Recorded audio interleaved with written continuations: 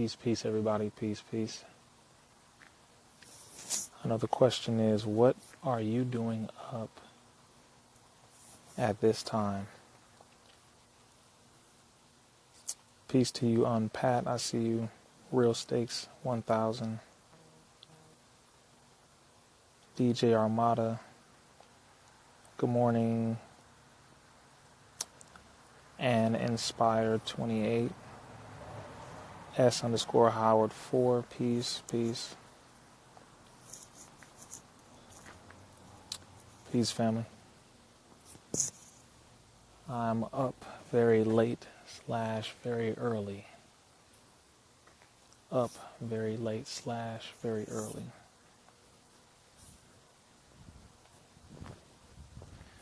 Now, if you are on the East Coast, it is about 6 a.m., maybe 6:20 a.m. on the East Coast. West Coast is 3:18, 3:20 a.m. on the West Coast. If you're in Portugal, good to hear that. Start work at 4.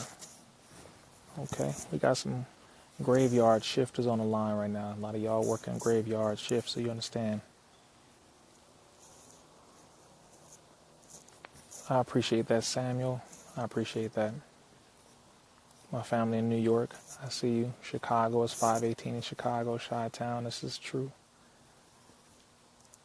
Aisha, you're getting ready to do your bus route.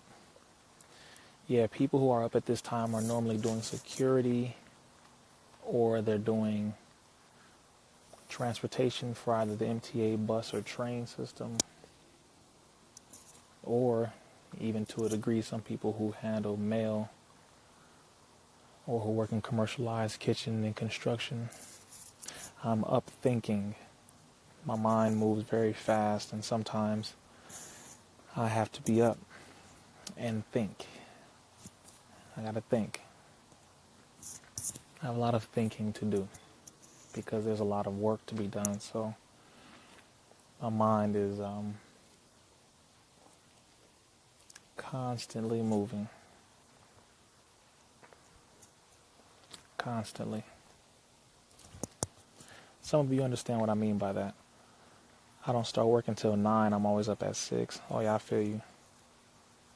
Yes, I'm up taking kids to school. That's another thing. Parents. If you are a parent, a lot of you are up early dealing with your young little ones. I don't have any children yet, but I do want children one day, of course. What's some steps to stay disciplined?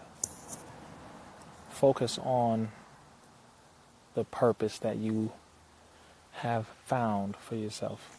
So number 1, you find your purpose. You find your purpose.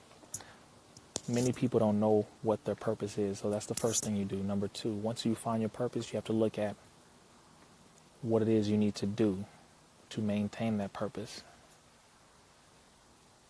So you have 3 parts: be, do, and have. What is your purpose? What do you want to be to successfully live out that purpose?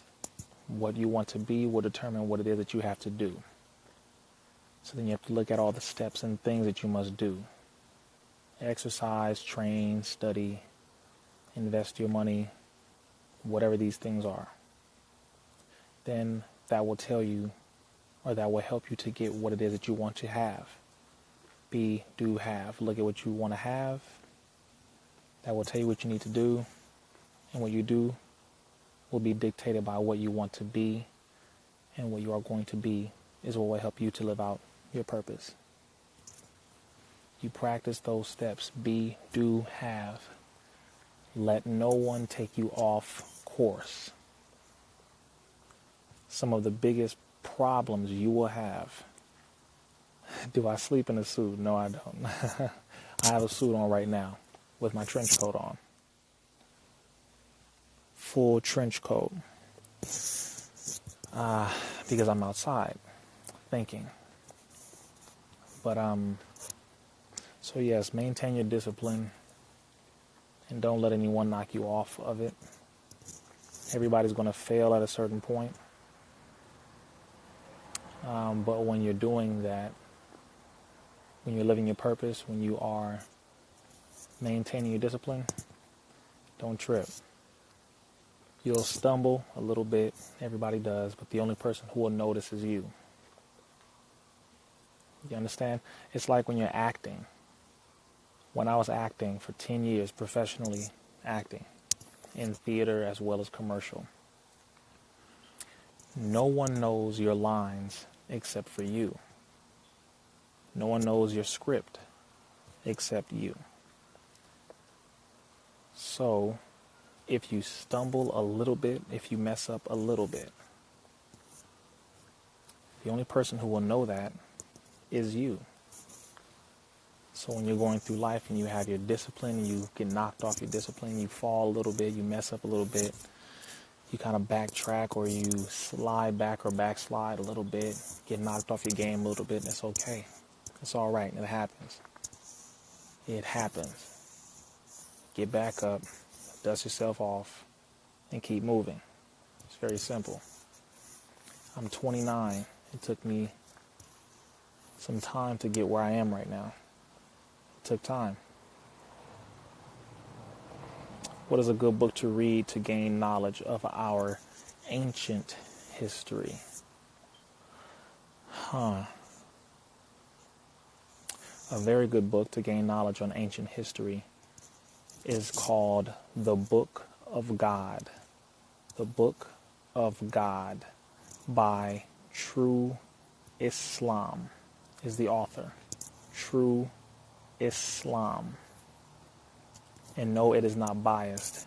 That is the name of the author, but it is a very pregnant book. So depending on how heavy you want to go, that's a very heavy read. I don't read just to have information in my head. I read to use the information to help the people come out of the condition that they are in. So I don't waste time reading comic books or just memoirs or novels. I don't. Those are entertaining, but I don't study just to have little knowledge here and there. I study to use what I learn. So, yes, on ancient history, that's a very good book that I recommend. So grateful for your love for our people. Thank you. Courtney 3 Hop 3 or Courtney Hop 3. My honor. I appreciate you for that. I love my people. That is, bar none, I do. I really do. Amber, yes, I can sleep. I can. It's just sometimes it's more difficult than others. My mind moves very fast, y'all. I want you to understand this. I don't just speak that way. My mind is really moving that fast. It's not a problem.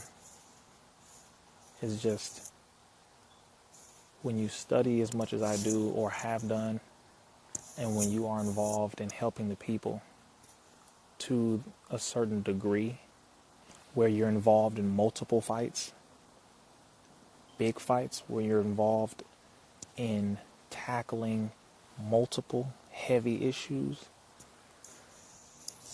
your mind has to move at a certain rate to where you can keep up with all of these things. And not only keep up with them, but have an in-depth knowledge of each one of these topics and subjects. And then have an in-depth knowledge, but on top of that, have solutions with which to rectify the conditions involving all of these things upon which you have in-depth knowledge on and or about. So let's say you have 10 different topics that you study or that you're involved in, 10 different fights. You have to have enough in-depth knowledge about these things so you know how to fix at least a few of the problems within each one of them that your people are experiencing. If not, there's no point in you studying this. You're just wasting your time. A lot of people are information junkies. Information junkies. Okay? What I mean by that is a lot of people become drunk on information. They just love getting more and more information. They don't gain the knowledge and then study and dissect it so that they can apply it. They gain the information just to say, oh, look at what I know. And it's like, oh, really? You know that? Okay. How can you use that? How can you apply that? Once you ask them that, they start looking at you like you're crazy. Find a purpose for why you learn what you learn. I don't get up here just to say, oh, I know this. You never hear me say, well, I know this. I know that. No, I'm too busy giving people the factual information and solutions so that they can come out of the conditions that they're in. That's how I handle business. I don't waste time just getting all this information just to say, I know this. It's irrelevant. It's a waste of time. People are deceived by their own delusions. Yes, very, very much so. Very much so. So many people will gain a lot of knowledge just to say they have it. Okay. It's like you saying you have $1 million. Great. Now, what do you plan to do with that $1 million? What do you plan to do with that knowledge? That's what I'm interested in. I don't care about people having lots of knowledge if they do not know how to apply it. You become a knowledge whore. You become an information prostitute. You become a data concubine. I'm not interested. Not even close. There are too many people who have so much knowledge and they could be so useful for the upliftment of our people, yet they waste time arguing with one another, bringing no progress. Very, very simple.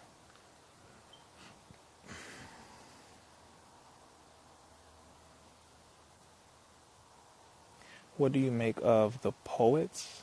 I'm not sure what you mean by that. I appreciate your interview. I'm sorry, 1 second here. I appreciate your interview with Brother Nick Cannon. You handled it in a classy way. One of my favorite pieces of content from you. Thank you. Next World Leader, thank you. I appreciate that. Brother Nick Cannon. Nick Cannon is a very good brother. This is what people need to know about Nick Cannon. He's a good brother.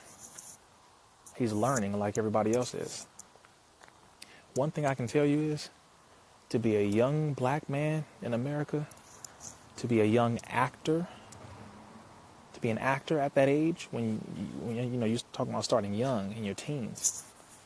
I started acting when I was 11.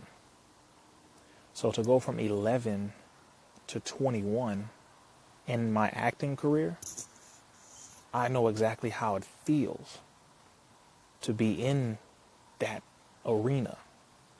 And for Nick Cannon to be in that arena for so long and then to still come out of it with a sane mind, he's not a perfect man.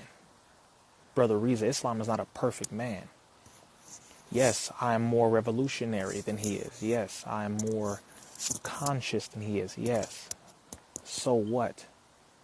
For him to be worth multi-millions of dollars, yet to still maintain integrity as a black man in America and to own a large amount of what he does, and for him to still be involved in helping the community directly, which he is, just so you know.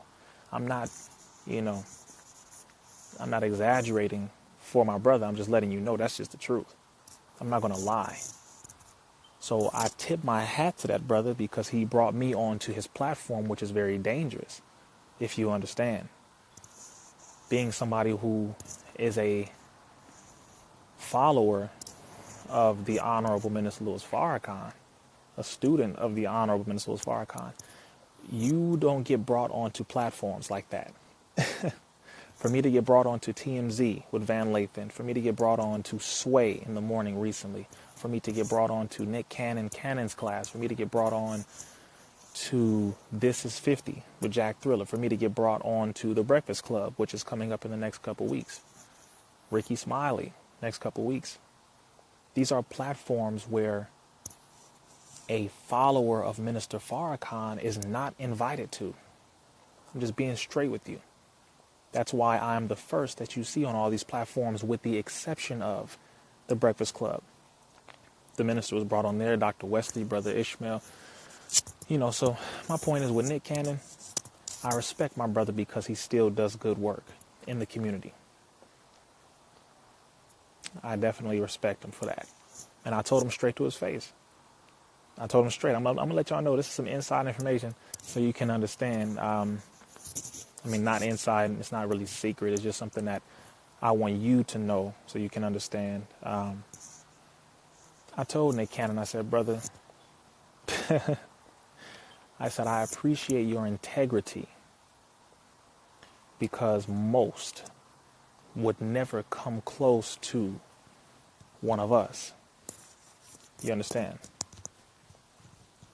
Most would never come close to one of us because they are afraid of their platform being shut down.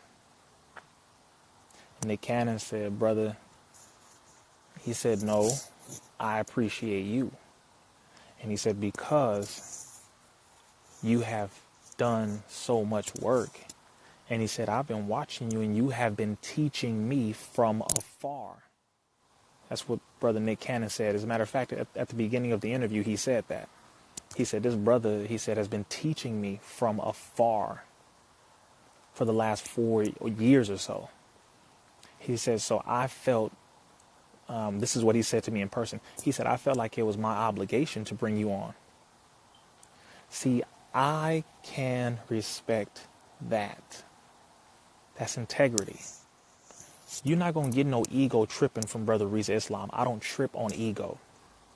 I'm not that type of black man. That's not me.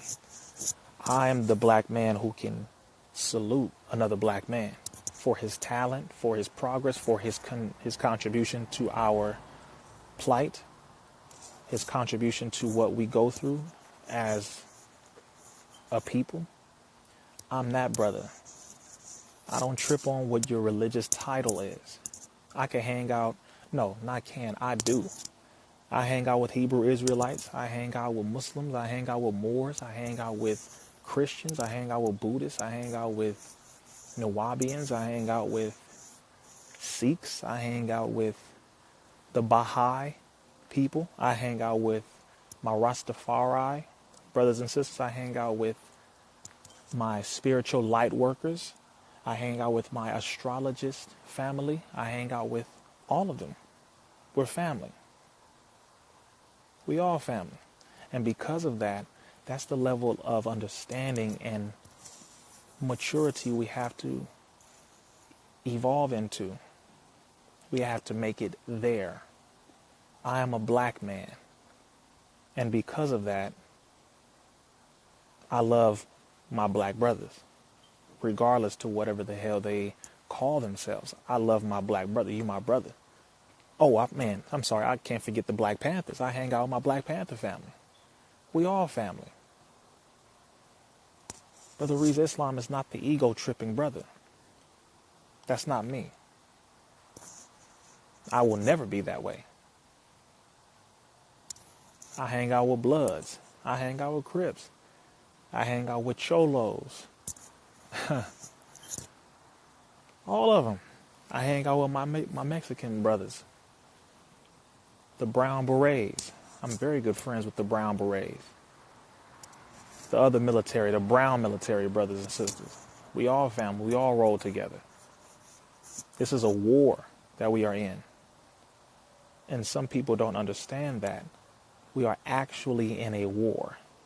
To some people it's silent. To others it is quite loud. To people who are awake, they see everything. So I love my people. Black, brown, red, and yellow. I love my people. I have a high level of appreciation for Caucasian people who do the right thing. I can salute that. Tip my hat to that. I am a well-balanced brother. I strive to be that every day. So, yeah, well, yeah, it is a spiritual war, but it's a physical war too.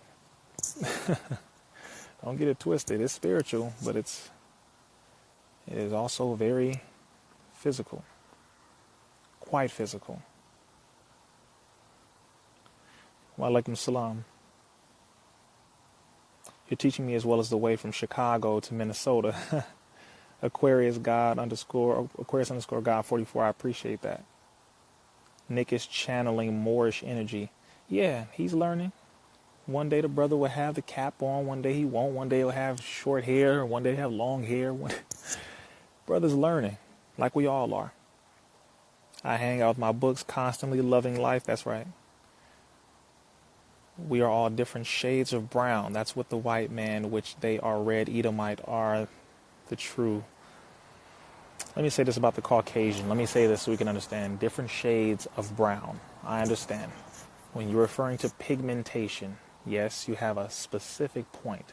However, when you are referring to genetics, there is another. When you're dealing with the color code system, people want to go into white, and they say, well, white, the term white didn't really exist until the 16, 17, 1800s, etc., etc. The classification didn't exist until then. Classification is different. Good to see you, sister. Underscore simply Lux. Akon. Shalom to my Hebrew Israelite family. Ramadan Kareem. I hate only their mindset of being rulers over us. Let me say this about the Caucasian, okay? Let me just say this. When you're dealing with the color code system, okay, those of you who don't know need to know. You have something called the color code classification system, where some say the term Caucasian did not originate until two Caucasian or white men came up with that term. One by the name of Carl von Linnaeus. Another named Johann Friedrich Blumenbach. Again, Carl von Linnaeus and Johann Friedrich Blumenbach. However, when we are saying Caucasian, we are referring to the original non-melanated Edomite cave dweller. This is the Caucasian white person who lived inside of the hills and cave sides of Europe. They were named after the Caucasus region in southeastern Asia, the Caucasus Mountains. Okay, so make sure this is very clear. The Caucasus Mountains, which there is a group of people who still live in that area, and they walk on their all fours. Right now, there is a group of white people, Caucasian people, who live not far from the Caucasus Mountains, and they walk on their all fours. They walk on their hands and their feet right now, the same way they used to when they lived inside of the caves. I don't want to go too deep into that history, but in the Holy Quran, for those who are celebrating Ramadan, the Holy Quran, I believe it's chapter 18. But it is titled People of the Cave, or it's titled The Cave. And it goes into the history of the Caucasian. This is in the Holy Quran. It talks about it. It talks about those who lived in the cave. You ever noticed, this is just history, okay? This is not racism, it is simply history. Have you ever noticed that Caucasians or white people, when they eat meat, a lot of them eat their steak medium rare, still with blood in it, yes? White people, for the majority, do not know how to season food, okay? Oh, 1 second. Before I finish that, somebody said the hills have eyes. Yes, The Hills Have Eyes was actually a true story. Now, I'm not going to creep you out, but The Hills Have Eyes is a movie based on a real family called the Bean family. The Bean family. You should check that out and look that up. But a family who suffered a major accident and they became cannibals. They were, yeah, just look that up. The Hills Have Eyes is based on the Bean family. Okay, so check that out. But Caucasian people or white people, for the majority, do not know how to season food. They eat their meat raw, close to raw as possible, still with blood in it. Why is that? One, when they were inside of the cave, when they lived in the caves, it was very cold. It was damp and it was icy. So they ate whatever crawled on the wall. And they would eat it raw, because you can't create fire inside of cold, damp areas. A fire won't exist. The particles in the air are moving very slow because it is cold, and therefore there's not that much oxygen for a fire to breathe. So when they lived in the caves, they would eat whatever crawled on the walls. They would eat it raw. Okay, point number one. Point number two, seasons and herbs and spices don't grow in ice. So they did not know how to season their food, because where they were living, spices don't grow. Spices and herbs and seasonings and all of these things grow outside of the cave in the wilderness, in the heat and the climate that we lived in. The cooking of food, fire and all these things, we were the ones cooking with fire and seasoning food. Another point, white people in their bodies are extremely hairy, yes? And some of us today have a little hair on our chest or our back, right, as black people, because we were mixed in with them. But I'm just giving you some understanding of exactly where these things come from and how they connect historically as well as the present, to help you to understand exactly what's going on with certain groups of people. A lot of white people have hair virtually everywhere. A lot, like a whole lot. That is because when they were in the cave, what happened? Their bodies had to adapt to the environment. Just like black people. You see my skin? My genetics comes from Cape Verde, West Africa, an island right off the coast of West Africa. So I'm part West African. My skin, my hair, is because of the environment I was in, a very hot and humid environment. In Africa, that's where my genetics come from. However, the Caucasian, their genetics come from being inside of a cave, where their bodies had to adapt to, one, having no melanin, because they were not in the sun. Two, their skin became very damp. Everything shrunk. Their noses shrunk, because in order for you to survive in a cold climate, when you inhale, the air must warm up when entering into the brain. So they have very narrow nasal passages. This is we are dealing with chemistry, biochemistry, and anatomy. Okay, we're dealing with chemistry, biochemistry, and anatomy, as well as genetics. So the nasal passages will become very narrow, so that the air can become heated when it goes into the brain. Next point, they had to develop and grow hair. Hair, lots of hair would develop so that they can have a warmth while they were inside of the cave. This is all genetic. So their bodies mutated to survive in the environment. So now we are dealing with genealogy, we are dealing with anatomy, we are dealing with physiology, we are also dealing with a form of biology, and of course, biochemistry. All of this. I don't even know how we got into this. I think it's because somebody brought up raw meat and something like that. But those are the major differences. So, and yes, white women too. These are the things that everyone has to list, like really analyze. Among all the topics that I discuss, the history of our people is a beautiful history. The history of the Caucasian is also a history that everyone should understand and learn from, because when you see what is happening today, and yes, thank you, somebody brought up another point.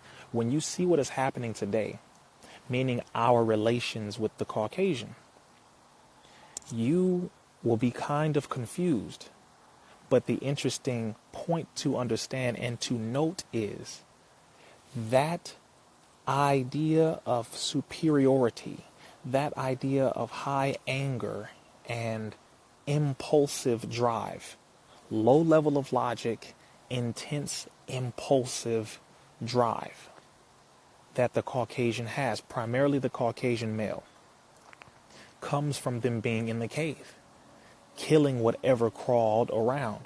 They would defecate wherever they were, urinate, they would boo-boo wherever. They did not know how to bury their dead. They were cannibalistic, so they would eat one another. And their best friend was the dog. Hence why the white man says that dog is man's best friend. How? That was their best friend when they were in the cave. I'm not being racist whatsoever, not even an ounce, not an iota. Trust me when I say this. That is where they came from, and so the dog was their best friend. The woman was used as an object. They have never had a full, balanced level of admiration and love for the Caucasian woman, ever. That's why the Caucasian woman was always treated like a commodity, like an object. It's very simple. That's why she was treated like that all the way up until today. All the way up until women's liberation. Yes, women's lib. Susan B. Anthony and all these white women were fighting against the white man for rights. Yes? Okay. Meanwhile, black folks are all out in the sun. We having fun. Food is growing everywhere. Fruits and vegetables and plenty of animals and water and seasonings. And we know we can cook. We know how to. We were smelling good. We were putting on shea butter. We had black soap. We had all that. We had body oils and everything. Everything. That is a major difference. No. This man said black people can't be racist. No, we can't. And I don't think that's a debate you ever want to go into. But just in case you even want to start or go in from the outset on that debate, number one, racism means prejudice plus power. One, I'm not prejudging anything. I'm describing historical facts, data, and accurate analysis. Two, I cannot prevent any white person from accessing wealth, from accessing health, from accessing agriculture, from accessing property and or real estate, from accessing loans, from accessing any form of transportation, from accessing anything. So if any white person believes that a black person can be racist, that white person has no understanding of what racism is. Very simple. It's okay. Just say that you feel guilty and you don't like that a black person is exposing the historical cause of the current condition. That's okay. But at the same time, feel the same way about your damn privilege that you have today as a result of what your ancestors did yesterday. No white person should ever walk up to a black person and say any goddamn thing other than, how can I use my white privilege to help you and your people to come out of the condition that my ancestors put you in? Very simple. No white person should ever step to me. I'll just say it that way. And that's why white people don't. The only thing you should do is step to me and say, brother, how can I use my white privilege to help black people come out of their condition? Apologies don't do it. Apologies are decent. But outside of that, it's really more so of an action, a verb. White people say they love black people. Your love is false unless you are using your privilege with which to destroy the system originated by your ancestors. Outside of that, your love is false. It's a nice gesture. Bernie Sanders included. Sorry for those who are voting for him. Back to the point.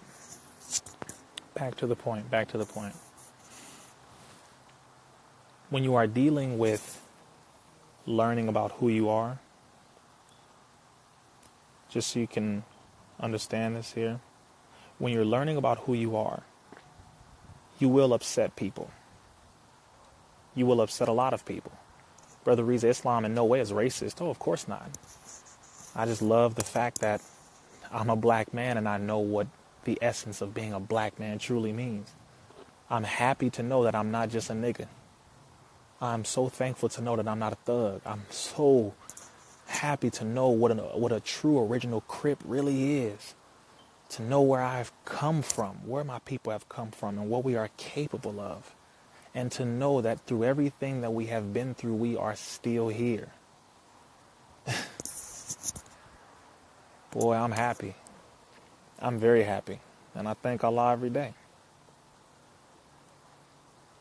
No police officer should make you afraid. Ever. As a matter of fact, the good police officers, and they exist. I know some of y'all are like, ain't no goddamn good police officers. No, it's just the majority of the good ones don't say anything about the actions of the bad ones. So it's very difficult for us to see the reality that there possibly are some good ones because they be hiding so goddamn much. And they should speak up more. But I do know some good officers. I do. I don't trust the system that they work for. Let's make that clear. Because the system they work for is based in slave catching, and therefore, to that degree, their system will not entirely work. However, the officers who do operate within that system, who are good, can use the system that they are in to do some good for their people. And for those who do such a thing, I admire them for their work. I appreciate them for that work. It's very dangerous, but I appreciate them for doing it and taking the courage to do that. Now, next point. When you are learning about yourself, when you're learning about your history, when you're learning about your present, number one, you have to have enough courage to face the facts that you receive. You got to have enough courage to face the facts that you receive. When you start learning about your history and to learn that you were actual royalty. When people say, oh, we were kings and queens, most people don't know 2 or 3 kings that they can name. 2 or 3 queens that they can name in history.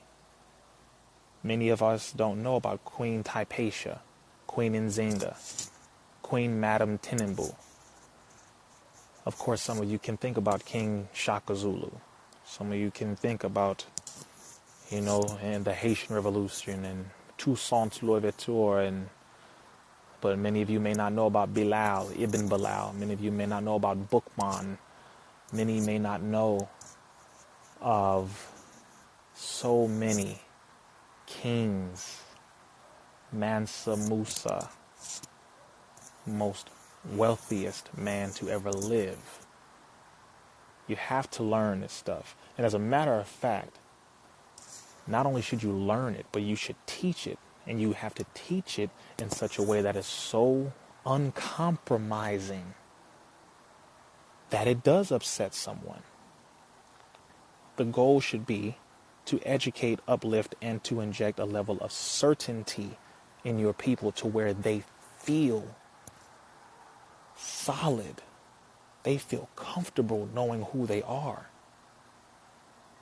They feel extremely, overwhelmingly happy knowing who they are. And by knowing who you are, it does not mean that you subjugate others. You don't do that. We don't use our blackness to put everybody else down. I'm not with that. I don't need to do that. We are superior by nature. So you walk in your superiority in a humble manner. And when I say superior, I'm only saying superior because we are the original. Because of that, you have to be the best example of that. But you can't walk around here like, yeah, I'm a black man. I'm the original man, the cream of the planet Earth, God of the universe. Okay, that's true. That's true. But you do not walk around as arrogant as the slave master was arrogant. And then try to make it seem as though you're not like the slave master when you are. You don't walk in arrogance. You walk in humility. Trust me when I say this. Every room that I walk into, this is what Minister Farrakhan said. They said, Brother Farrakhan, how can you be so comfortable wherever you go, man? How do you maintain that good energy? Because, man, there's so much negativity going on and so many negative things people say about you. And how do you maintain that good energy? He said, Wherever I go, I bring my own atmosphere. I said, yo, okay, I can vibe with that. That was perfect. So when I walk into a room, I bring my own atmosphere and it works. I step in the room and I know myself. I know who I am. But at the same time, I'm intrigued and I'm interested in learning about everyone else in the room. I am more interested in learning about you than I'm interested in telling you about me. Believe it or not. Yes, I've met the Honorable Minister Louis Farrakhan multiple times. I'm honored to say that, by the way. I'm very thankful and honored to say that.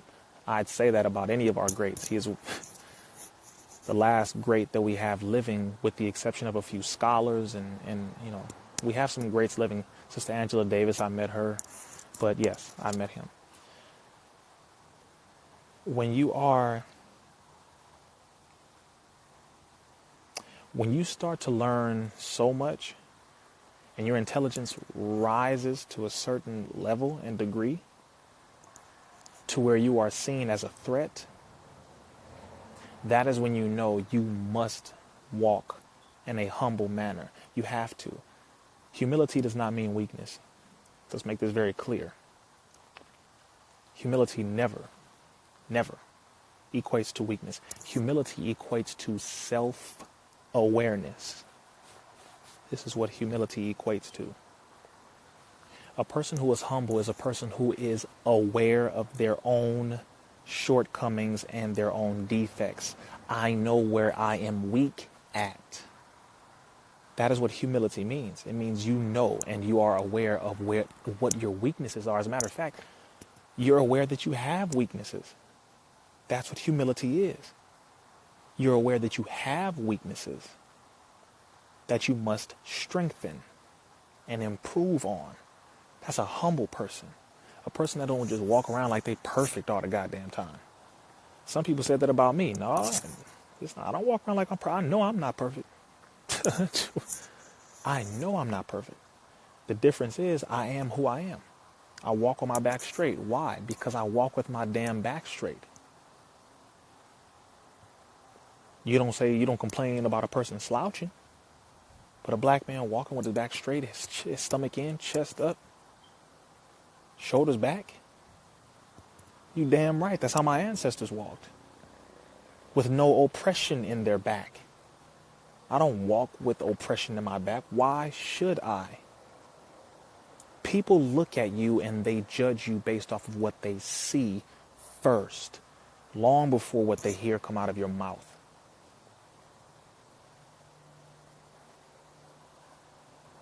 I haven't heard of her, but I will. I will speak to her. People see what you wear and they look at that. What you wear tells people what you think. What you wear tells them what you think. Just being honest with you. Because people say, why do you wear suits? What do you mean, why do I wear suits? They say, well, the white man invented suits. The white man didn't wear clothes.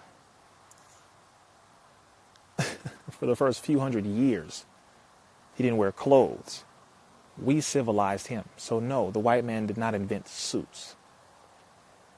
Cotton doesn't grow on the ice in the cave. Cotton grows outside. My suit is cotton and or wool. Wool comes from what? A sheep or a lamb. Lambs and sheep do not live in the cave. They live outside. Where the hell were we? So no. White people did not invent suits. Black people did. So I'm wearing a suit, which is a modernized style of the fabric and the clothing item that we wore in ancient times. It is simply modernized to fit today. Nobody comes up to me and says a damn thing about our bow tie, about our suits, because they know they're going to get handled. Knock it off. Do not attack a person for doing what is right. and never attack a person for living an upscale, upstanding, righteous type of life, man. If I'm not perfect, but I'll be damned if you attack me for doing what's right. I'm a black man from Compton. You damn right I earn the right to be able to walk the way I do and speak with certainty and represent my people. Anybody who don't like it, you can go to hell. You're not going to say a damn thing to my face. I say that in all humility. I really say that in all humility. And I'm only saying it that way because I would get attacked for doing what's right to this very day. How the hell can you complain about a black man who doesn't want to smoke? What you... I'm not condemning my brothers and sisters who do smoke. No, you my family. We family. I smoked before. We family. I just choose not to today. All right. But I'm not going to come down on you because you do it. I don't drink. All right. I don't drink. But I'm not going to come down on you because you drink. I'm a black man from Compton. What the hell do you think? What the hell are you talking about? Drinking, smoking is the order of the day. It's regular. Swisher Sweets, Black and Milds is the regular order of the day. Hot Cheetos, a Coke, and a Snicker. That's regular. That's every day. Ice cream trucks. Yo. Elote being pushed by our Mexican brothers and sisters. Champurrado on a cold night. Mexican hot chocolate. Raspados. Mexican ices, nieve, another Mexican icy, a Mexican slushy. This is hood. This is real. This is regular. This is Compton. This is Watts. This is Long Beach. This is LA. It's South Central. It's regular. And you think because I am more civilized that I'm going to act as though I am above my people? Miss me with that. If you act as though you are better than your people, then you've forgotten your people. And you have forgotten that you are connected to them. You lose connection the moment you think you're better, simply because you know better now. The fact that you know better dictates that you do better. But the fact that you know better dictates that you also have to teach others how to do better. The same people that came from the same area that you came from, your job now is to put the hood on. Since you got out the hood, okay, teach them how to do it. Matter of fact, teach them how to come back to the hood and build it. How'd you get the bag? Okay, show them how to get a bag so that they can help their family too. I don't give a damn about people who talk about the hood and talk about how hard they are, talk about this. I don't care how much you talk. I care about how much you do. I still live in Compton. And I travel the world, but I still live in Compton. People will see me on a regular day walking down the street, going to buy coconut water from the store. And they be like, oh my God, it's like, yeah. This is my hood where I grew up. You think I'm leaving? People are afraid of the hood because they really believe, some of them, not all of them, some of them believe that if they don't leave, that they'll be stuck. And I'm saying after they left and got money and got the bag and came back, they think they'll be stuck. It's like, no, if you put enough people on, enough of them, you'll see the hood doing better all over the place. Give them the knowledge. Give them the information and fight for them. Everybody has their own circumstance, but I'm just saying, I'm just speaking for myself in my experience. I love where I'm from. I love the fact that I have the teachings of the most honorable Elijah Muhammad, which is universal. It encompasses the teachings of the Hebrew Israelite, the Moors, the Black Panthers. It's all of it. It's all of it. It's universal knowledge. It all belongs to us. There's no need to be fighting and being divided over nonsense. It's really simple stuff. The moment we realize that we are in a war, life will become a little more simple. A little. You have too many people who are easily distracted, and because of that, hence our condition. You're not going to see Brother RIZZA Islam recording a police officer slamming a black woman down. Make that clear to you. You're not going to see that. Why won't you see that? Why? Because Brother RIZZA Islam is a natural man. I'm a natural black man. That is not something that I am trained to condone. I'm not built that way. I'm built as an awake man, a natural man. I respond the way I need to respond. I'm not emotional, but I damn sure am highly intellectual. and I'm going to respond in the way that is required. I'll approach in a logical manner. I'll see if I can stop it in the most polite way possible. But the moment they excel and they exceed the limit, then I must exceed the limit too. You don't allow the mother of civilization to be treated as though she is a whore. And even if she were a whore, she's still the mother of civilization in a whore's mentality. But she is the mother of civilization nonetheless. She doesn't deserve that. So that would not happen around Brother RIZZA. And there's plenty of men who think the same exact way. I'm not afraid to die. Some of y'all are too afraid to die. You are so afraid of a bullet. Okay, you die, then what? They killed the body. That shit don't mean nothing. Imagine a police officer is about to grab this black woman, right? Grab this woman and throw her around all that. Just imagine, you see it happen. You right across the street, you see it. And you're about to walk across the street and you see 10 children looking.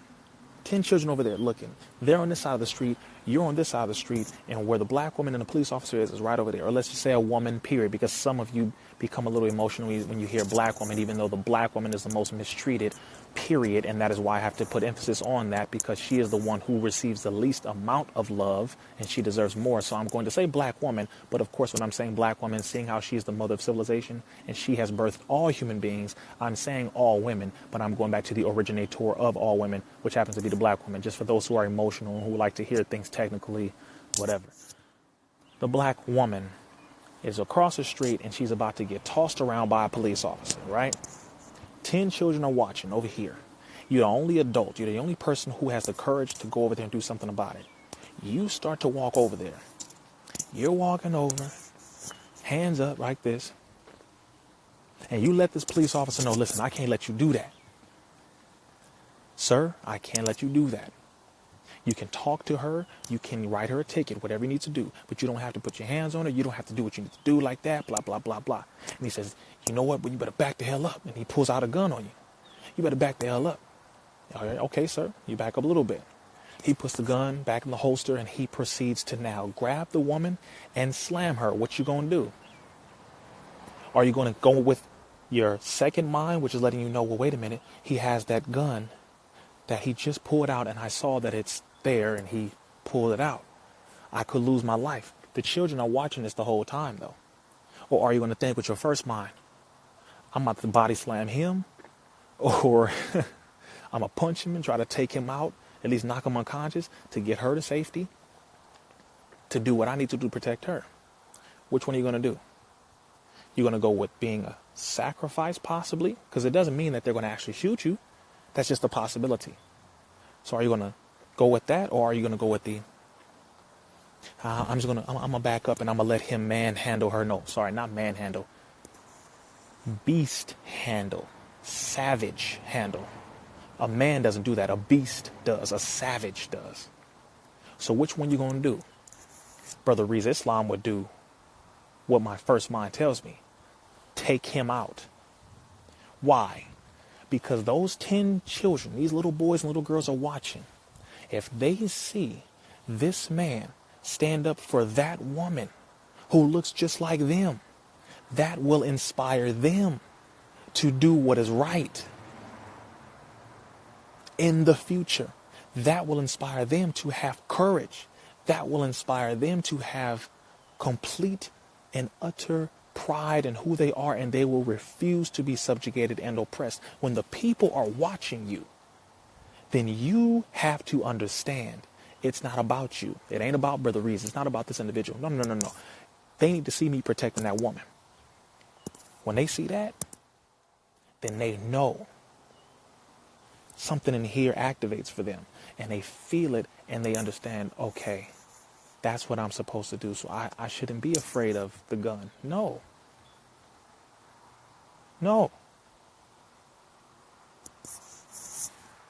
I've had a gun pulled out on me multiple times. I'm not afraid of a gun. The white man uses the gun because he doesn't have enough power alone. He needs a gun. He needs it It's not. This is something we all need to understand. He needs it because the gun is an extension of his lack of certainty and his raw strength. So he needs the gun. He uses that to scare you. But if you're not afraid, then what? Then what? Then what? I'm just telling you, I really want you to all understand this. The reason why they don't run up on the nation and they don't run up on Muslims is because they know we don't fear guns. Last time the police ran up on us, we beat their ass. As simple as that. I'm not exaggerating. I'm not being funny. I'm being extremely serious. Every time they tried to raid a mosque, Nation of Islam mosque, the police, they raided one in Compton before, they raided LA before, they raided Chicago before, they raided multiple mosques before. Every time. They got whooped. They got whooped. Why? We fear nothing and no one but Allah, God. You are dealing with minded men who are of an original nature. We don't have that type of fear. I don't understand. What is fear? I don't get that. What is that? Oh, a gun? Sorry. Doesn't scare me. Okay. What, the worst thing you can do is kill my body? I don't die. And I don't die. You killed the body. Okay, great. See, once you get over that, once you get to that level of thinking, you will protect a black woman without a second thought. Nobody will have to tell you. You just do it. You will give the phone to somebody else to record. You'll say, here, look, you want to do something? Here, record, bro. Here. And go handle business. Simple as that. Stop sharing videos of a black woman being treated the way we don't want anybody to treat her. Share the videos of us, of black men standing up for that woman, protecting the black woman. Put more videos out like that. You know why? It trains the mind. To see a black man stand up for a black woman and survive inspires black children. To see a black man stand up for a black woman and survive inspires black children. Inspires other black men. Inspires other black women. Black women, let us protect you. I'm going to say this again for the sisters. Let us. It does not mean you are less than a woman or less of a woman. No, it means you are more of a woman. Why? Do you know why black men have to protect you? Let me say this to everybody, including my sisters in the LGBT community, including my sisters who are lesbian. I love you regardless. Do you know why we have to protect you? We're obligated. Because if you die, an entire nation is gone. But if we die, an individual is gone. Do you understand? You are far more important than you could ever imagine. We are obligated by God to protect you because we are protecting a nation whenever we are protecting a woman. Simple as that. You birthed the entire future of our people. You are the investment. You are the greatest investment of us. Why in the hell would I allow somebody to come and attack my investment? No, I'll die before my investment dies. That is my future of my people. So you think I'm going to allow you to step in front of me just because you're like, well, I could do it myself. No, you can't do it yourself in this case. You can if you choose to, but you do not have to, and you should not volunteer. Not for this one, you shouldn't. This is not the situation where you want to jump in front of and say, I can do it by myself. No. You sit the hell down and you go back there because this is something we got to handle. If RIZZA dies, fine. But if you die, my whole damn nation dies. Then what? Hold on, I'm going to go out and come right back in.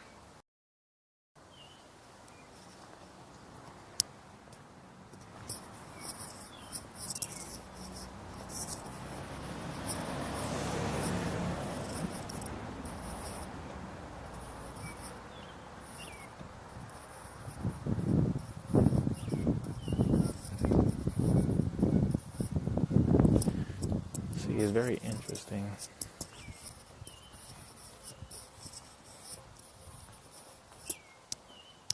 It's very, very, very interesting. as I was saying before, this is why when you see the police doing what they're doing, when you see them doing what they're doing, police officers only do that to our women because they are comfortable with it. They don't fear that something will happen.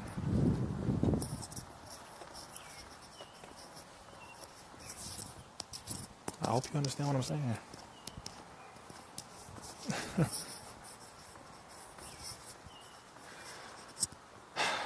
Let me say it again for those who don't understand. Let me say it again. Police only mistreat our women because they know or they feel nothing will happen. Police officers do this because they feel ain't no black man gonna come and do nothing, so I can mistreat your woman right here. Ain't no black group gonna do nothing, so I'm gonna just mistreat your woman right here. I'm gonna slap her around. I'm gonna do what I'm gonna throw her to the ground. I'm gonna beat her. I'm gonna rape her. Saying what police officers do. Because they feel that nothing will happen to them. They feel that there will be no repercussion. They feel that there will be no punishment. When you get them to the point where they are afraid to do anything to your woman, that is how you know you are winning. Let me ask you this question. Have you ever seen a Chinese woman being treated the way a black woman is treated by the police? Have you ever seen a Chinese woman get shot or murdered by the police? Think about this thoroughly. You ever seen an Italian woman being mistreated or beaten by the police in America? What about Jewish? Any Jewish women being beaten or mistreated by police in America? No. Indian, and I'm saying from India. Indian women from India being mistreated or beaten by police officers. You ever seen that? No? You know why? Do you know why? Because as a group, they know if they do something to one of the Indian women from India, the Indians will do something about it. They'll shut down all the 7-Elevens. It'll be a whole bunch of gas stations that will not be ran. So the oil companies will have a lot of unmanned areas. So the gas situation will become backed up. If they do that to the Chinese women, China will declare war on America. Absolutely, they will. And I'm sure there are specific cases where it has happened, or one Chinese woman here or there, or one Indian woman here or there, I'm sure. But for the majority, no. China will declare war. Italy will declare war. This is how this goes. But what about the black woman and man in America? It is our fear that prevents us from rising. Nothing else. You are afraid. And because of that, you will be controlled. It's just that simple.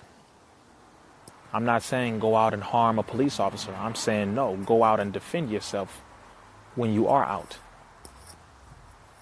Use this. You see this? You see why it's so like veiny and muscular, and see this? Big knuckles. This is what you use. People are like, well, what about guns? You don't need them. But if you want to have them, that's up to you. It's up to you. So I really got tired of seeing those videos. I don't share the videos of our women getting beat. I don't do that. I'm not going to put that up because psychologically it damages the children who watch it. It damages the women who watch it. It puts everyone in a state of fear. And then it also desensitizes them so that when they see it in real life, they won't respond the way they should respond. Simple as that. One woman, one black woman represents an entire nation of people.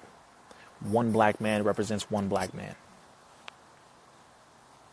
That's why we have to protect the women. A lot of y'all Negroes on here want to say, well, what about the black woman? What about the black? Go to hell, bro. Knock it off. I'm not talking to your emotion. I'm speaking to your logic. Use it. A lot of black women don't understand this. And that is why they won't allow you to protect them, because the last Negro they allowed to protect them hurt them. So therefore, it's a little difficult for black women to openly accept protection from black men because other black Negroes have damaged that area. So I understand where they're coming from.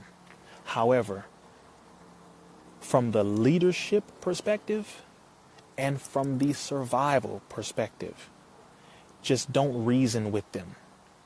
Sometimes you will have to tell a black woman or a Mexican woman, brown woman, listen, I know you are powerful. I know you can handle this all on your own if you wanted to.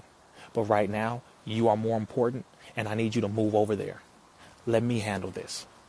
Sometimes we got to do that, brothers. Sometimes we got to do it. And the woman will probably be irritated, but she will respect you later. She'll respect you later. She'll say, you know what? He made me back up, and he went and handled that. You damn right. Because sometimes the black woman, because of her pain, can't think straight. And sisters, I understand. But at the same time, when it is a situation that is dangerous, you got to back up. Back the hell up. Because you are more important. If you die, we all die, because there's no future coming now. So for the sake of our people, you must preserve yourself and let us preserve you. Back up. You are the prize. Black woman, brown woman, original women, you are the prize. And because of that, stay wrapped up, back up. You're too valuable. You're too valuable for us to lose. You're too valuable. It's not a negotiation anymore. This has nothing to do with toxic masculinity or toxic femininity. This has to do with survival of our future of a people, as a nation of people. It has nothing. There is nothing else. Okay. This is not about a man's ego and knock it all of that simple-mindedness, that immature way of thinking. It's none of that. Damn it, if you die, where are our children going to come from? I need to live on through my seed. But if I have nowhere to plant my seed, I die. Logic over emotion every time. Remember this. And I'm not speaking to you from the perspective of just a brother. I'm speaking to you from the perspective of a soldier. When you're in war, you cannot be emotional. It's not how things go, because your enemy don't play fair. Your enemy doesn't play fair. They don't give a damn about black children. They don't care about black children. They hate black children because black children represents their downfall. The future of black looks bright, which means the future of who doesn't.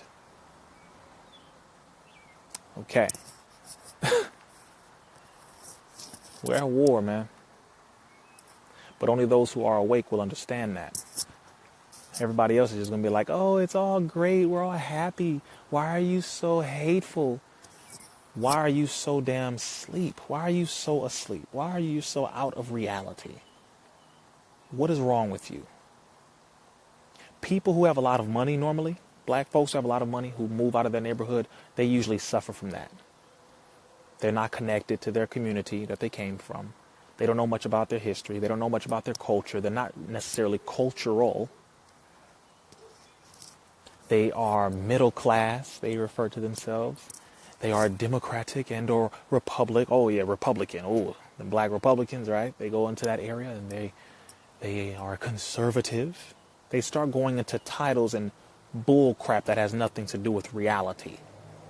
They start to evolve into a level of a Thomish stature where the hood is beneath them now. I love everybody. I don't understand. I worked hard. I was able to work hard and pull myself out of the mud where we came from and rise above the hood. And now I live where I live, and they can do it too. They just choose not to. Niggas like that. I went and got my degree now. So now that I have my degree, I actually, like you see I'm flaring my nostrils on purpose, right? Because that's how they do it. So far out of reality. You tell them that somebody's being murdered by the police and they look at you like you're crazy. You tell them that the police are raiding houses in your community that they just came from and they look at you like you crazy. You tell them that racism still exists and that you experience it all the goddamn time and they look at you like you're the problem. Well, maybe you shouldn't have committed a crime. And you're like, wait, what? What? I didn't commit no damn crime. Those are the ones who I absolutely do not want to, I don't want to sit in the same room or on the same panel as them. I can. But a lot of our people now help us to remain in the condition that we're in. If a police officer does what he does to a black woman and your first reaction is not anger, something's wrong with you. Something's wrong. If a black man is being mistreated by the police when he is being clearly non-confrontational, he's going along with the police say, he is being polite and he is following the law and he's being cooperative and a good old jolly good boy, and he still gets shot, your first response should be anger. But if it's not, if you start to justify, maybe he shouldn't have raised his hand so high. Maybe he shouldn't have moved so quick. Maybe he should have given them his license earlier. When you start to justify our death, then that lets me know how dead you are. We are at war. And you must understand this. Wake up as a black man. Wake up as a black woman. And stick up for your people. I don't give a damn how many black men hurt you, sisters. All of us didn't do it to you. All black men did not hurt you. And brothers, I don't care how many black women did you wrong. All black women didn't do you wrong, bro. Not all black women. There are good black men. There are good black women. Actually, the majority of black men are good men. Whether if you know it or not, the majority of black women are dynamite, magnificent, just sublime, beautiful, perfect, amazing, wonderful, stupendous, monumental. The pronouns can just keep coming. So I don't agree with the nonsense and the notion that black men ain't this and black women ain't this. No, I agree with the Negroes and the niggettes who have done harm and have done wrong because of their maturity or the lack thereof. I agree. At the same time, though, I love me some black women. The black woman there is no comparison. And sisters, you know you love the black man. Don't get it twisted. Ain't nobody got it like us. And that's all it is. There is none, bar none. No one compares to, no one competes with. No one can align with, balance out the swagger, the flavor, the style, the way we walk, how we talk. Nothing. You can go from being hood to being Harvard. Hood to Harvard real quick. Nobody can do that like us. And people who hear me talking, some of you are like, oh, see, he's just racist. No, I'm a black man talking about black people. My favorite topic. And I love it. It's almost like me talking about biology, which I love as well. Law, I happen to fancy that too. Science, oh, magnificent. History, oh, absolutely. But my black people, I love it. I love them more than anything else. I will never turn on black people. I will never sell out black people. I love black people. I love my people. You need to get and fall in love with your people as much as you say you love other people. As much as you say you love chocolate, and as much as you say you love pizza, or you say you love reading, or you say you love music, or you say you love dancing, or you say you love whatever you love. Love your people more than any of that. Of course, love God above all other things. But even the God that created the black man and black woman created us black. So what does that make him? Oh, don't get mad, y'all. God doesn't have he doesn't have a color or a race or nationality. another topic for another time, but should be self-explanatory, but I guess not. Anyway, so yeah, I'm in love with my people, and I'm in love with the topic of black people, but I'm also in love with the topic of understanding exactly what our responsibility is as a people. Can you talk about what Muhammad promoting us during? Yes, a black child, and people who can't defer the two are egotistical. Black God first. He black y'all. He black y'all. Damn, you up early. Yes, I am. If I say God is black, you can get angry, but black is not a color. Whoop. Some of y'all like, what?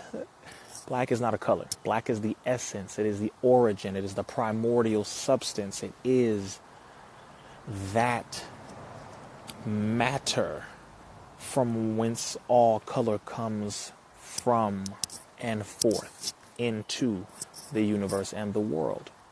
All human beings came from black. The universe was born in triple blackness or darkness. It all comes from black. So don't get it twisted when you hear black. I'll say this in a room full of diverse people. I'll say it in front of Congress. I'll say it in front of the BET Awards. I will say it. And people can get angry all the hell they want to get angry, but shut the hell up if you're not going to do something about the condition of the world. I don't care about your feelings when it comes to the truth and the way that I say it, because I say it in a very polite way. Believe it or not, I do. There are a lot of people who don't. But I say it in a very polite way. Good morning to everybody who's popping on here. Almost prayer time. I say it in a very polite way. I love my people, and I have love for all people to the degree that they have love for mine. I'll say it specifically that way. I have love for Asian people, those who don't mistreat mine. I have love for Indian people, those who don't mistreat mine. I have love for my Mexican and brown brothers. We family. Hey, we genetically connected. Yo, yeah. Just don't mistreat my people. See?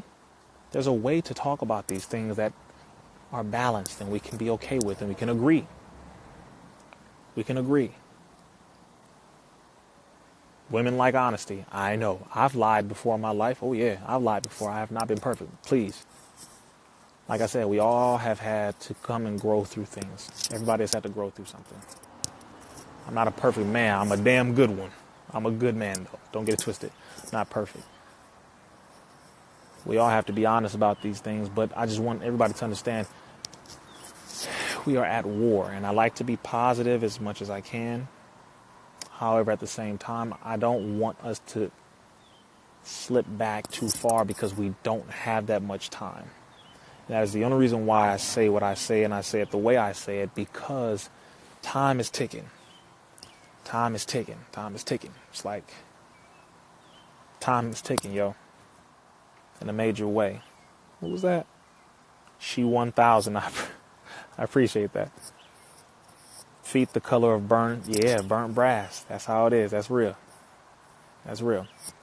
That's the skin color. That's the skin color. Salute to the Honorable Minister Farrakhan. I appreciate that. How do we get the power? How do we get the power that the government has? Very good question. DC_King_for life. Number one, you must establish your own. Number one, your own constitution, your own system of laws.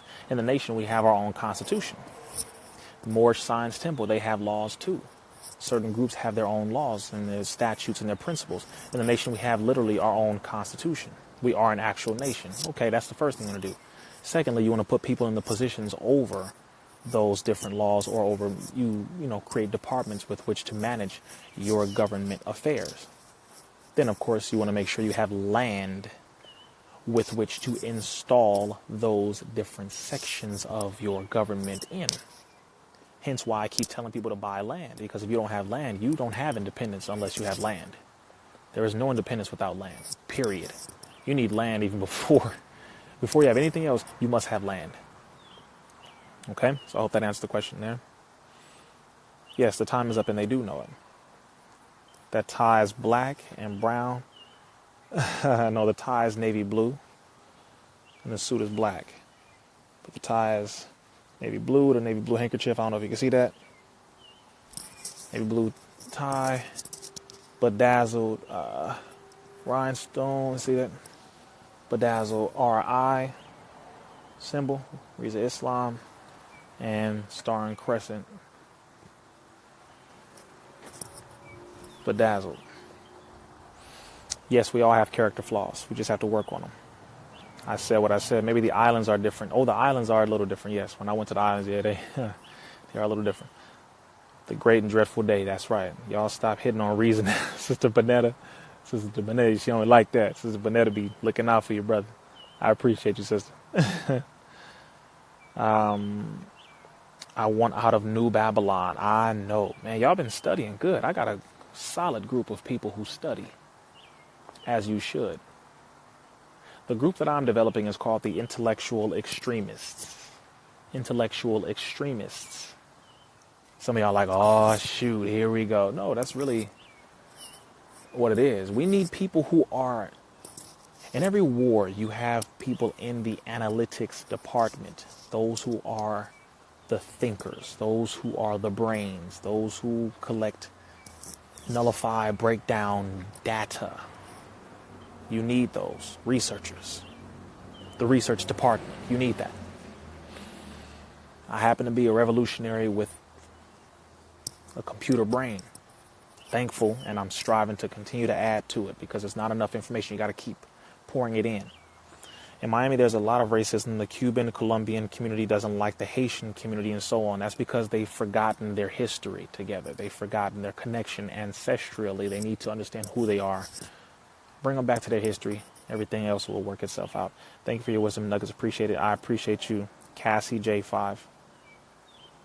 Erica Lynn, number 2. I respect you as well, says thank you. Is Elijah Muhammad a prophet to you? No. Most Honorable Elijah Muhammad was not a prophet. He's the messenger. There was nothing for him to prophesy. It was already here. That's what he said in his own words. There was no need for him to prophesy. It's already here. Everything that he was talking about was already happening. It's like, there's no need to prophesy.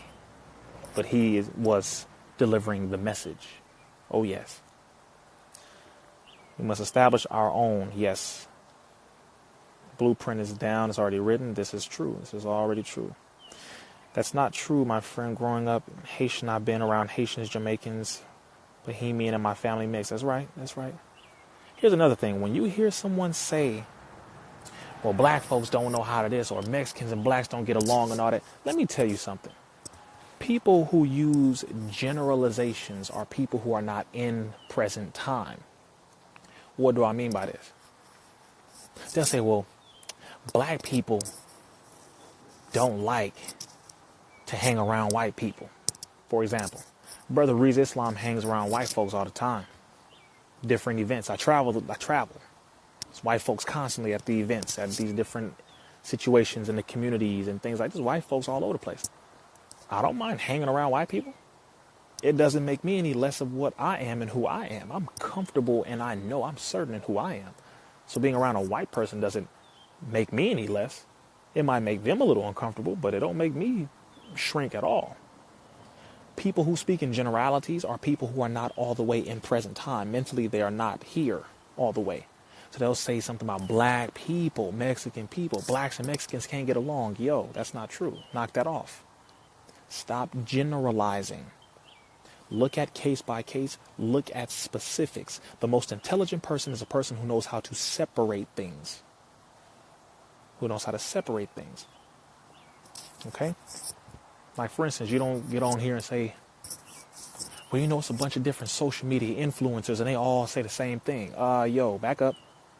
Brother RIZZA Islam, 1, I'm not a social media influencer. I guess if you want to call me that, fine.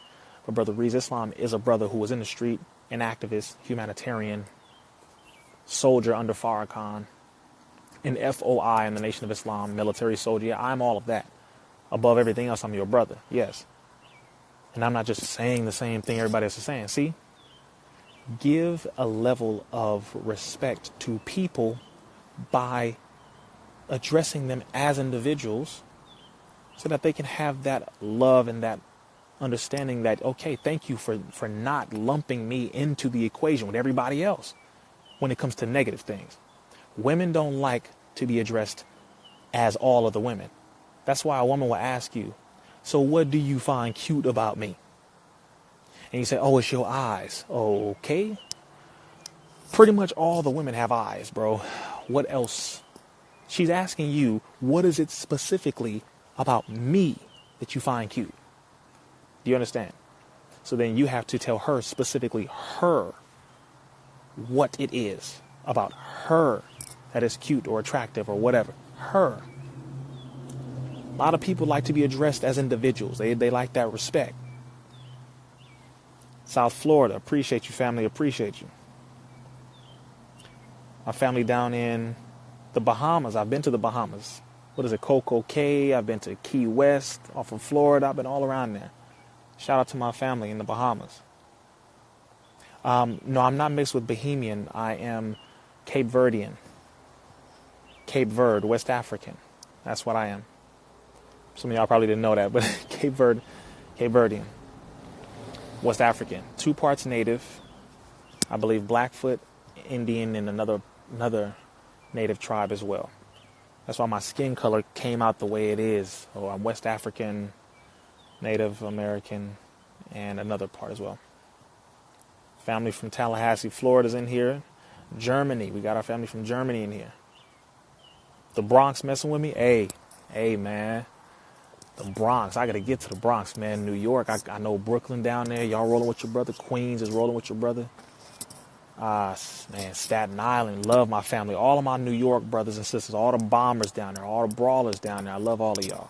All my Timberland stomp boot wearing, snapback cap wearing, tank top rocking. My mad. Man, y'all got a whole other form of slang in New York. I love it. The way y'all be slinging y'all slang, yeah, son. I'd be laughing like, wow. That's funny as hell. I'm from Compton, so we got a whole other way of speaking, but y'all, it's dope. I love it, man. I love it. Houston, Texas. Hey, I heard Houston. Philly, Harlem. Oh, man, we all in here. Everybody else better leave now. We got Philly in here. We got like 3 parts of New York. We got Texas in here. Germany. Somebody say Alaska? What you doing in Alaska? I'm just playing. It's all right. Harlem, Minnesota. Y'all are, see, now y'all just showing off. Of course, the A. I was waiting for the A to tap in here. Atlanta. Nashville, Tennessee. Tampa, Florida. London. I will be in London very soon. It's a lot of black folk out there that I want to talk to. Toronto. Oh, yeah, my family in Canada, eh? My brothers and sisters in Toronto. Brampton. Y'all got a whole other way of talking, too. That's funny as heck. Australia, yes. I want to go speak to the natives in Australia. The Koori, Goori, the Noongar, black fellas. The original people down there. Louisiana, Baltimore, Maryland. I got to come see y'all in Baltimore. Louisiana, I got to come see y'all, too.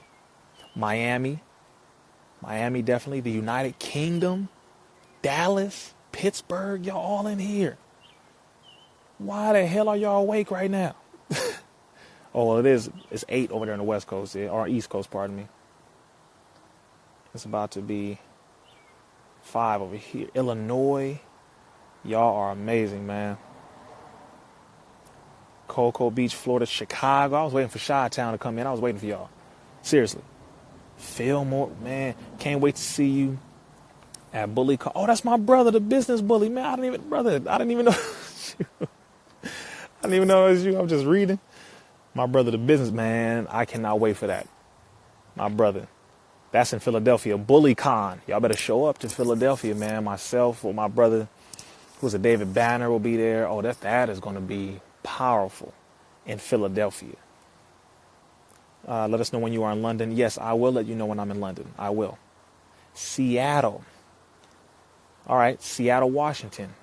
The 29th of this month, I will be in Seattle, Washington. Guess who I will be there with? Judge Joe Brown. Guess who else I will be there with? A brother by the name of Andre Taylor. For y'all in Seattle, you should already know that brother. And guess who else Brother RIZZA Islam will be with, or we will be with one another in Seattle, Washington on the 29th of this month? Dr. Umar Johnson. Yes. Y'all like, what? Yes. Brother Dr. Umar Johnson. We were all discussing and talking, and he will be there. This is dealing with police brutality, with the laws that got passed in Seattle regarding police accountability, which is one of the only states where you can actually sue the police officers and they have to have full accountability and everything. It's amazing what they've done in Seattle, Washington. I'm very proud of them. Shout out to my brother Andre Taylor for what he has done. He's done a major progressive thing that all the states need to adopt. New Orleans is in here. Houston, Texas is in here. Baltimore, Maryland. Oh, I'm going to be down there. Of course, New York, D.C. I've been to Washington, D.C. about 4 times. I spoke at, I believe it was Howard. Howard is in D.C., yes? Spoke to the law students there. That was very interesting. I hold no degrees. I want y'all to understand this. Brother RIZZA Islam does not hold any degrees. But when I was on that panel with that civil rights attorney and that other degree holding person, you couldn't tell that I didn't have a degree. It was hilarious. But I was just laughing like, man, I'm speaking at Howard. It was blowing my mind. I'm very, very, very humble. So, I mean, I'm like a big child when it comes to this stuff. It just blows my mind. I just spoke at Tuskegee University. Blows my mind. I'm like, how? It's unbelievable to me, seriously. But this is the work. Trinidad. Oh, man. Love my family in Trinidad. A Trinidadian family. Virginia, Manhattan. Let me see.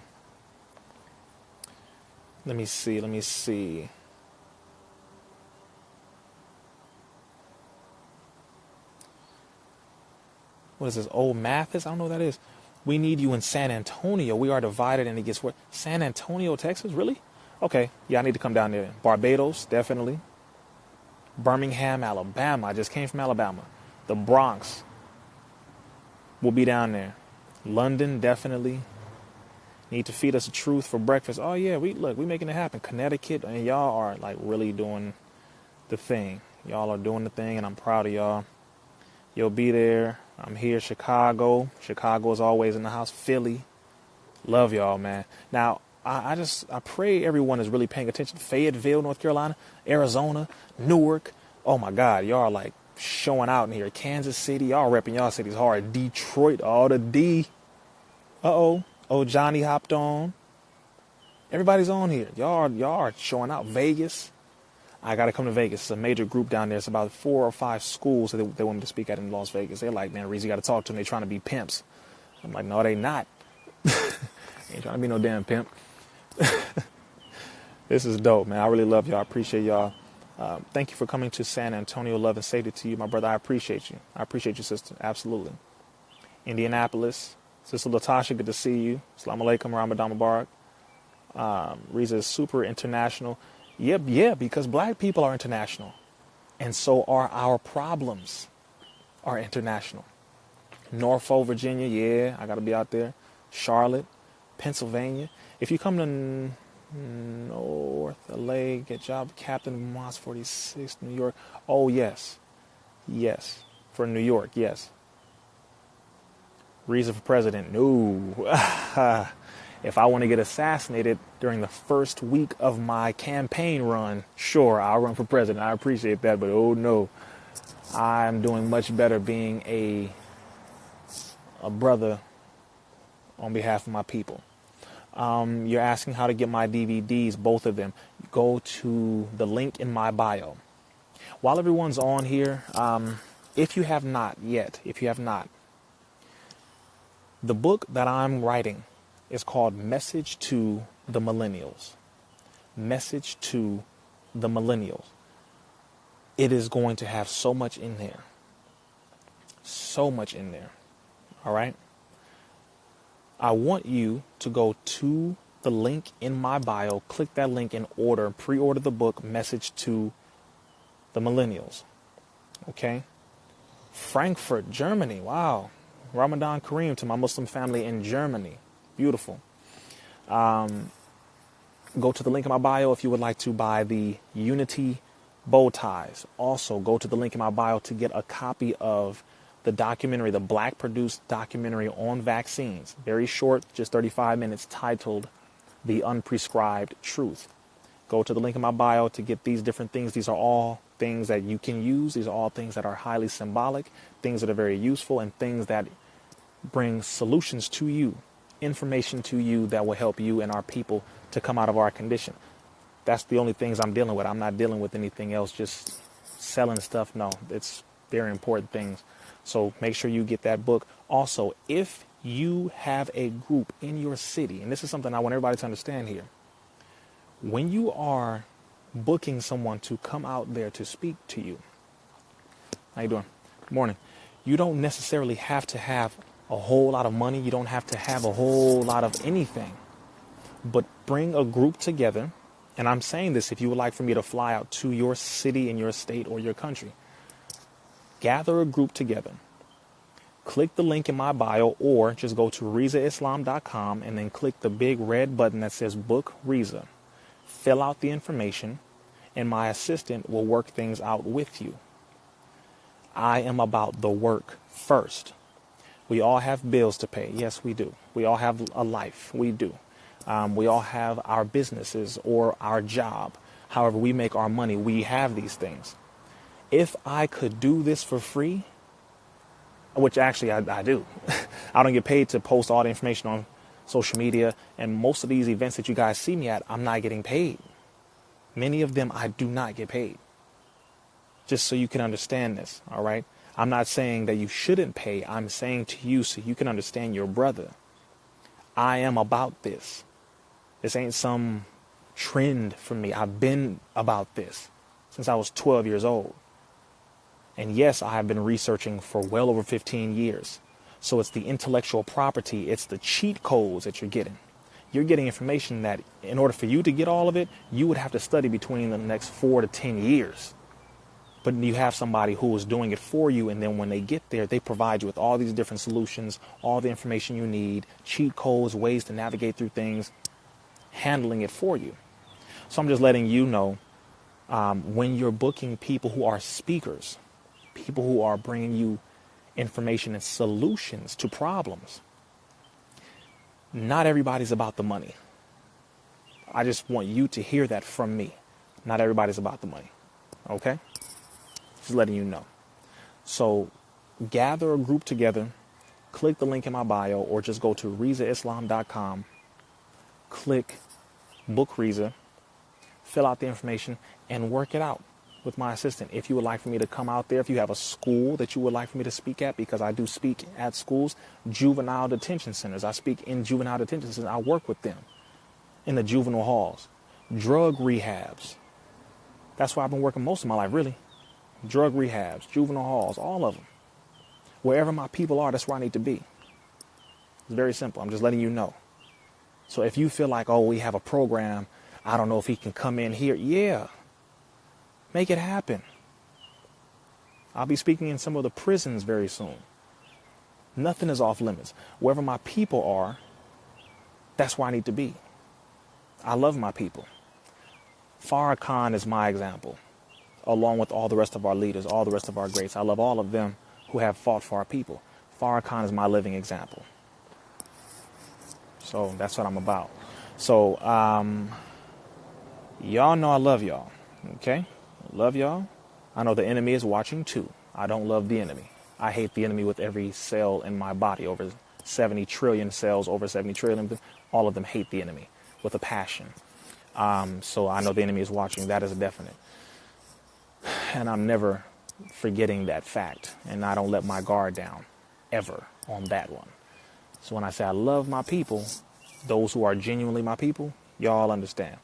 But the enemy knows I don't give a damn about him and his system. He can go to hell, which inevitably that is where he will go. But good morning to everybody who's watching. Good morning to you. I pray you're having a good day. It is actually time for prayer. So what I'm going to do is I'm going to hop off of here. I'm going to pray because that's what we do. We handle business like that. We connect with the supreme being and with the universe. Some say Allah. Some say God, Jehovah, Yahweh, Vishnu, Jah, whatever you want to call God, but that's what we do. And I'm going to pray, and then I'm going to move on. With the rest of my day, we're going to handle business. All right? But also, again, love y'all, appreciate y'all. If you would like to book me for a speaking engagement, click the link in my bio. Go to the link in my bio right now. Get your copy of Message to the Millennials. Pre-order that. Click the link in my bio. Get your copy of Message to the Millennials. All right? Don't be playing, y'all. Don't be playing. Appreciate y'all. Enjoy the rest of your day. Please be productive and stay away from negative people and handle business. Brothers, protect the women. Sisters, allow us to protect you. Sisters, protect yourself. Be logical, not emotional. Peace. Assalamu alaikum.